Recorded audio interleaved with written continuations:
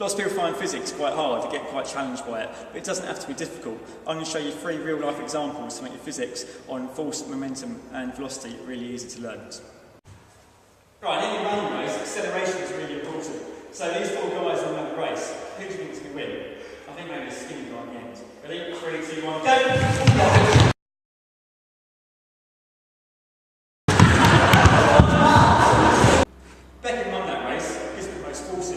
Let's think things out a little bit. Remember, force, mass, acceleration are linked. So I'm going to give them these mental force and see if it slows it down. Last time, Beckham clearly won. Let's see what happens this time. 3, 2, 1, go!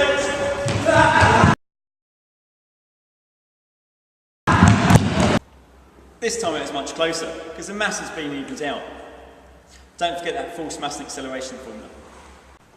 I like to think of momentum as how much you have, or how much you have. We can see momentum in action by asking these guys to stop dead on this red line. The ones with the most momentum are going to find it really hard to stop. 2 things affect momentum, mass and velocity. Let's look at velocity first.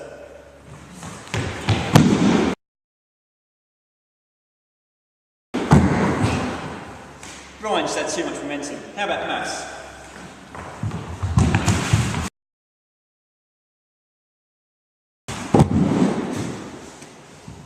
In your exam, you'll often be asked about momentum in collisions. Let's look at an example of a collision with 2 guys. One slightly lighter guy, one slightly heavier guy.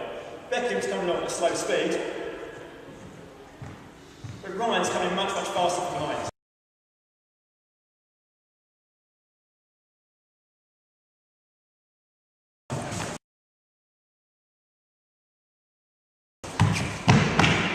You see both guys change their velocity.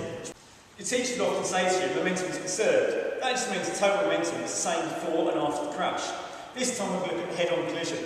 We've got our heavy guy travelling very fast and our light guy travelling a lot slower. We can look at the total momentum afterwards and guess which way it's going to go.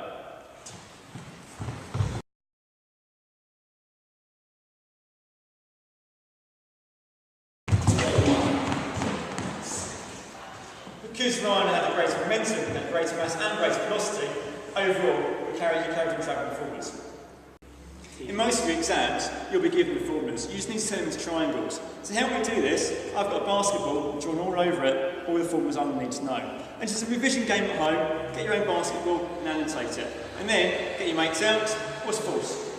Mass times velocity. What's mass? Momentum divided by velocity. What's force? Mass times acceleration. What's acceleration? Force divided by mass.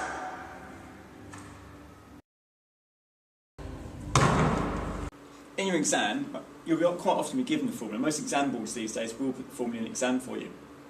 However, they're a little bit tricky. They don't always make it easy for you. They might present a formula like this: force is mass times acceleration. And an easy question will ask you to find the force, and you'll need to find the mass and the acceleration in the question to work out the force.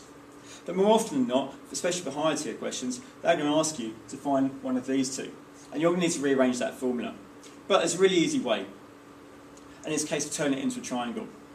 The key thing to remember is if you see at times, these two words are going to stay on the bottom.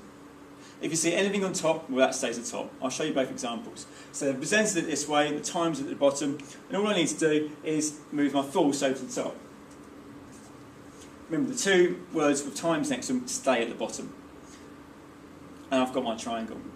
And then to find out any one of these, I can just simply cover up whatever I need. So if I need mass, I can find the force and divide by acceleration.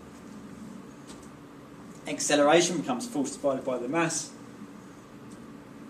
and the force is mass times acceleration. Things to remember, the times, the 2 words next to it stay at the bottom.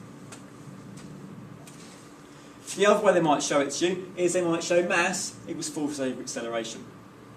This time something's already on top of your triangle, so it's going to stay there. Just bring the other one down to the bottom. So now I can once again cover up each one that I need. That's going to give me my different options. And it's not just that one equation that you need to worry about. You can use that same technique for any equation in your physics exam.